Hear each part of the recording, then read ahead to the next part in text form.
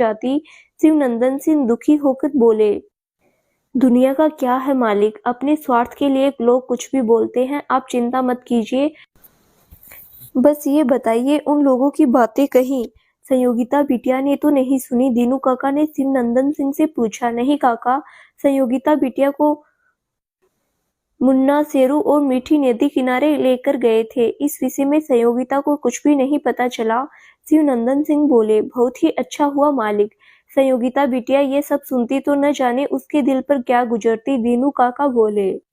तभी संयोगिता के साथ मुन्ना, शेरू और मीठी नदी किनारे से वापस आ गए। घर में फिर से चहल पहल मच गई। तभी दीनू काका बोले, बिटिया खाना बन गया क्या? हाँ काका, मैं सब तैयार करके गई थी, अभी सबके लिए खाना परोसती हूँ, संयोगिता बोली। तभी संयोगिता ने कहा, चलो बच्चों हाथ मुंह धोकर आ जाओ, खाना खाते हैं। मीठी बोली, लेकिन मुन्ना की माँ, मैं अब घर जाऊंगी, बहुत देर हो गई, माँ इंतजार कर रही होगी। तभी मीठी की माँ सुमित्रा भी मीठी को बुलाने आ गई।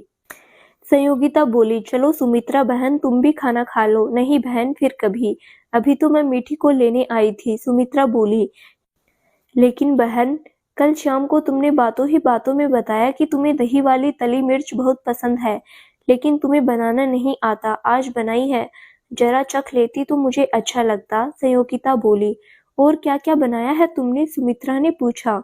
बस ज्यादा नहीं, काली दाल, हरी धनिया की चटनी, आलू का भरता, तली मिर्च और बाजरे की रोटी, साथ में छाछ, संयोगिता ने जवाब दिया। क्या बहन, इतना कुछ बना लिया और कह रही हो कुछ ज्यादा नहीं? ऐसा करो, मुझे दही वाली तली मिर्च दे दो, बाद में फिर कभी तुम्हारे हाथों का खाना चखूंगी। ठीक है, अभी लाई। इतना कहकर संयोगिता अंदर से तली मिर्च लाकर सुमित्रा को दी और सुमित्रा तली मिर्च लेकर मीठी के साथ घर चली गई। सबने दोपहर का खाना खाया और फिर सब अपने अपने काम में लग गए। शाम होने को थी।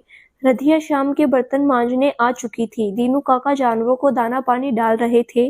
तभी सामने सुमित्रा के घर में सुखमती महाराजिन आई और आते ही सुमित्रा से बोली, कैसी हो सुमित्रा बहू, कब लौटी पीहर से? सुमित्रा बोली, ठीक हूँ काकी, अभी कल सुबह ही तो लौटी हूँ। आ तो गई हो, लेकिन कुछ पता है अपने पड़ोसियों के बारे में? सुखमती बोली, क्या हुआ काकी, सब ठीक ही तो है। बेचारे मुन्ना को माँ मिल गई, कब से ममता के लिए तरस रहा था बेचारा, अब देखो तो कितना खुश है। और संयोगिता भी तो इस पे अपनी जान न्यौछावर करती है, किसी की नजर ना लगे माँ बेटे के प्यार को। सुमित्रा बोली, काहे का माँ बेटे का प्यार, प्रधान जी की नजरों में खोट आ गया है। तुमने देखा नहीं ठाकुर साहब से उम्र में कितनी छोटी है संयोगिता, 10 साल का फर्क होगा दोनों की उम्र में। जवान लड़की देखी नहीं कि अपनी सारी मान मर्यादा भूल गए। तुम्हारी भी तो बेटी है, उस घर में जाती है, कल को उसके ऊपर इन सब बातों का क्या फर्क पड़ेगा? अभी तुम्हें जिंदगी का तजुर्बा नहीं है, इसीलिए तुम इन बातों को हल्के में ले रही हो। तुम ही सोचकर देखो भला, कोई भी अनजानी पराई लड़की ठाकुर साहब के घर में आ जाती है और उसे मुन्ना की माँ की पदवी दे दी जाती है। ऐसा कहीं होता है भला? समाज कुछ भी नहीं होता, समाज की रजामंदी कुछ भी मायने नहीं रखती। और उस लड़की को क्या है, उसके ना कोई आगे ना कोई पीछे, उसकी प्रतिष्ठा पर नहीं ठाकुर साहब की प्रतिष्ठा पर असर पड़ा है। बिन ब्याह के कोई भी लड़की किसी गैर मर्द के यहाँ कैसे रह सकती है? समाज थू थू कर रहा है ठाकुर साहब की। सुखमती इतना सब कुछ एक साथ बोल गई। लेकिन काकी लड़की तो भली है, सुमित्रा बोली। किसने देखा है, ऐसे भोले लोग दुनिया में बहुत मिलते हैं और मतलब पूरा होने पर चलते बनते हैं। सुखमती बोली, नहीं काकी, संयोगिता तो ऐसी नहीं दिखती। सुमित्रा बोली, शुरू में सब सीधे ही दिखते हैं सुमित्रा बहू, अब मुझे क्या लेना देना, तुम्हारे पड़ोसी है, तुम्हारा व्यवहार तुम जानो, मैं तो चली अपने घर। और इतना कहकर सुखमती आग में घी डालकर चली गई। तभी मीठी बोली, माँ मैं मुन्ना के घर खेलने जा रही हूँ। नहीं, अभी तू कहीं किसी के घर खेलने नहीं जाएगी। सुमित्रा बोली, लेकिन क्यों माँ? मीठी बोली, मैंने कहा ना, तू मुन्ना के घर नहीं जाएगी तो बस नहीं जाएगी। सुमित्रा गुस्से से बोली और फिर मीठी का हाथ पकड़कर सुमित्रा घर के अंदर ले गई। ये सब रधिया ने देख लिया और अंदर जाकर शिवनंदन से कह सुनाया। शिवनंदन सिंह पहले से ही परेशान थे, अब और भी परेशान हो गए। शिवनंदन सिंह ने रात्रि का भोजन भी ठीक से नहीं किया और रात भर चिंता में सो भी न सके। दूसरे दिन जैसे ही संयोगिता बाहर निकली, सुमित्रा दरवाजा बंद करके फौरन अंदर चली गई। संयोगिता को सुमित्रा का ऐसा व्यवहार अच्छा नहीं लगा और वो मन मसोस कर रह गई। संयोगिता का मन किसी काम में नहीं लग रहा था। दोपहर होने को थी, तभी सुखमती गांव के कुछ बुजुर्ग महिलाओं और पुरुषों के साथ शिवनंदन के घर के बाहर जा पहुंची। उनमें से एक बुजुर्ग बोले, तो प्रधान जी, आपने क्या फैसला किया? शिवनंदन जी बोले, मुन्ना बहुत ही स्नेह रखता है उस लड़की से, उसे माँ मानता है और वो भी पूरी की पूरी ममता उस पर लुटाती है। मुझे कुछ भी नहीं सूझ रहा, कोई भी रास्ता दिखाई नहीं दे रहा। लेकिन ठाकुर साहब, बिना ब्याह के कोई भी लड़की ऐसे कैसे आपके घर रह सकती है? समाज में रहकर आप ऐसा कैसे कर सकते हैं? उनमें से दूसरे बुजुर्ग ने कहा। तभी सुखमती बोली, बुलाइए उसे बाहर, हम लोग बात करते हैं। तभी दीनू काका भी खेतों से आ पहुंचे और रथिया पहले से ही मौजूद थी।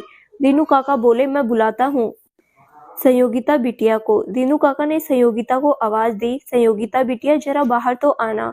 डरी सहमी सी संयोगिता सर पर पल्लू किए हुए बाहर आई। दीनू काका ने सबके सामने पूछा, क्या तुम बच्चे से सचमुच प्यार करती हो? संयोगिता ने अपनी गर्दन नीचे किए हुए हाँ में अपना सिर हिलाया।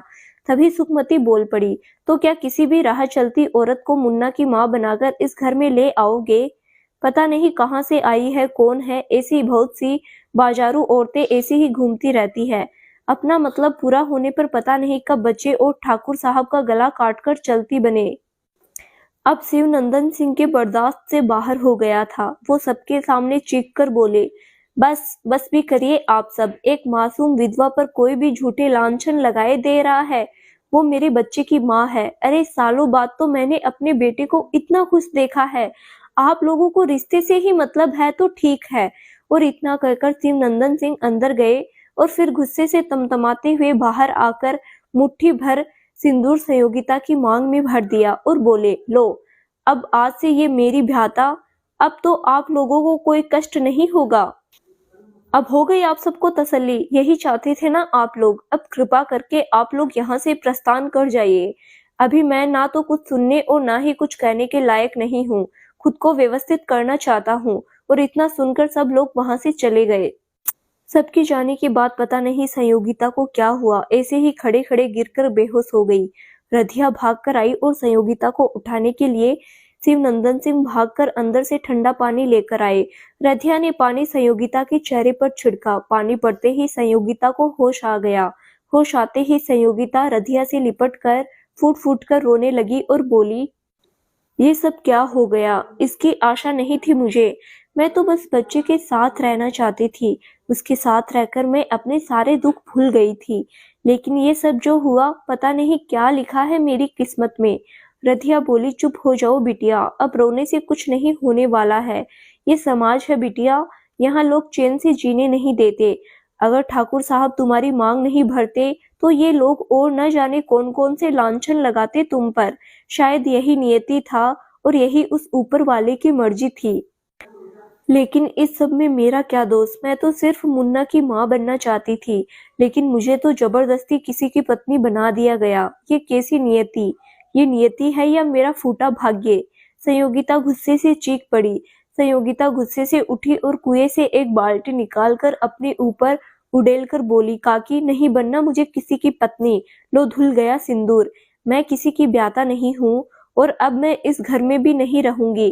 कल ही अपने घर लौट जाऊंगी। क्या हुआ जो कोई सदस्य नहीं है मेरे घर में? कम से कम घर तो है, वहां कम से कम कोई मुझ पर लांछन नहीं लगाएगा। काकी बोली, चलो बिटिया, पहले तुम अंदर चलकर अपने कपड़े बदल लो। अभी तुम्हारा मन अच्छा नहीं है। अभी तुम गुस्से में हो, इसीलिए ऐसा कह रही हो। बाद में ठंडे दिमाग से सोचना। शाम का समय है, धीरे